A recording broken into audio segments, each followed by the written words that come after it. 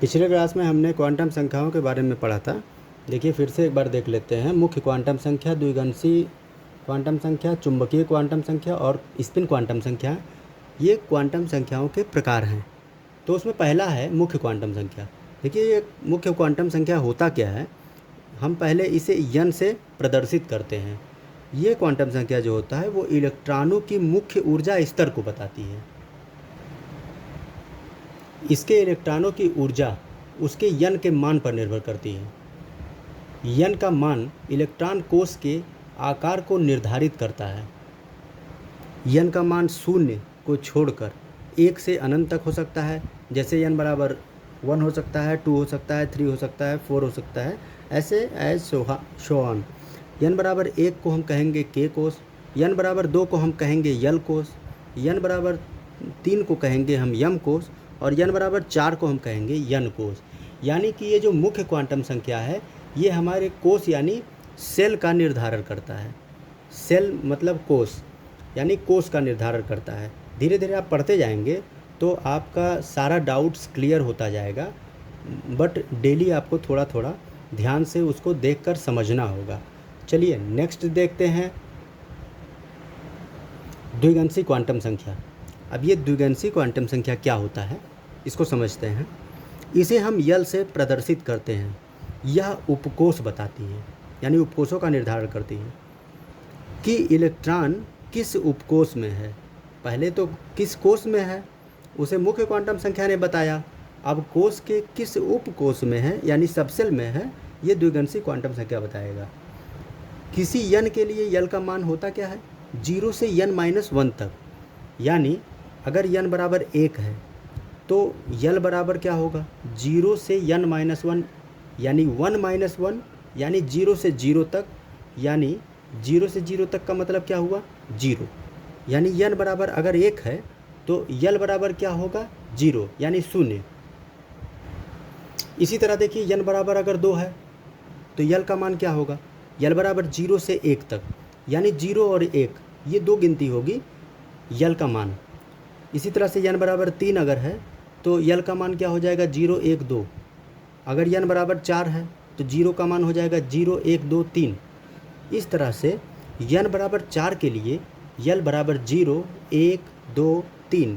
अब 0 अगर यल का मान है तो वो यस उपकोष होगा, अगर 1 है तो पी में जाएगा, अगर 2 है तो डी में जाएगा और अगर 3 है तो यफ में जाएगा। मतलब यस पी डी यफ 4 प्रकार के ऑर्बिटल होते हैं, यानी उपकोष का ऑर्बिटल होता है।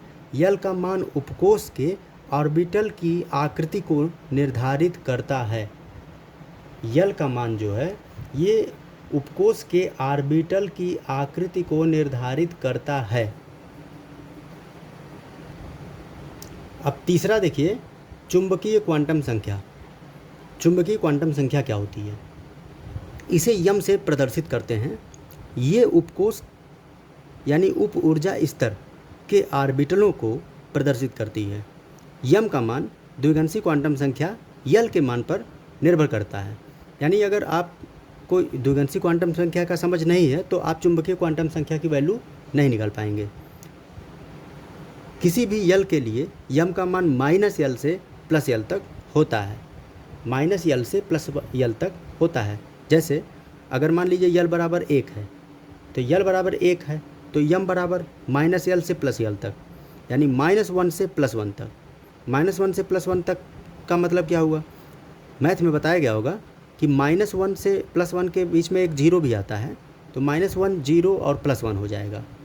ऐसे यल बराबर अगर मान लीजिए कि 3 है तो -3 से +3 तक, अगर यल बराबर 2 है तो -2 से +2 तक।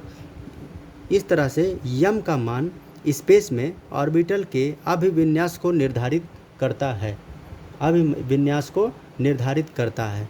तो चुंबकीय क्वांटम संख्या मुझे पूर्ण विश्वास है कि आपको समझ में आ गया होगा कि यम का मान यानी चुंबकीय क्वांटम संख्या का मान हम किस तरह से प्राप्त करेंगे। अब चौथा और आखिरी क्वांटम संख्या क्या है, स्पिन क्वांटम संख्या। स्पिन क्वांटम संख्या जो है उसे यस से हम प्रदर्शित करते हैं और ये होता क्या है, ये ऑर्बिटलों के स्पिन की दिशा को प्रदर्शित करती है। जैसे इलेक्ट्रॉनों के स्पिन की दिशा या तो दक्षिणावर्त यानी क्लॉकवाइज है या एंटी क्लॉकवाइज यानी वामावर्त है, ये दोनों हो सकता है। जैसे यम के लिए यस के दो मान हो सकते हैं, या तो प्लस हाफ होगा या तो माइनस हाफ होगा, मतलब या तो प्लस आधा यानी माइनस आधा।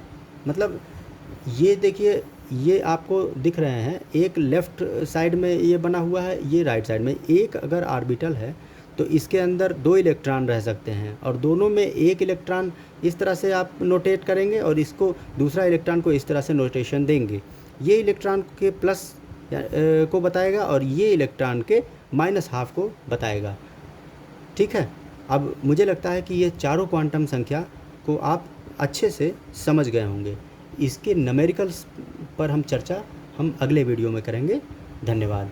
और हमारे चैनल को अगर आपने सब्सक्राइब नहीं किया है तो आप हमारे चैनल को सब्सक्राइब कर दीजिए, लाइक कर दीजिए और शेयर कर दीजिए। धन्यवाद।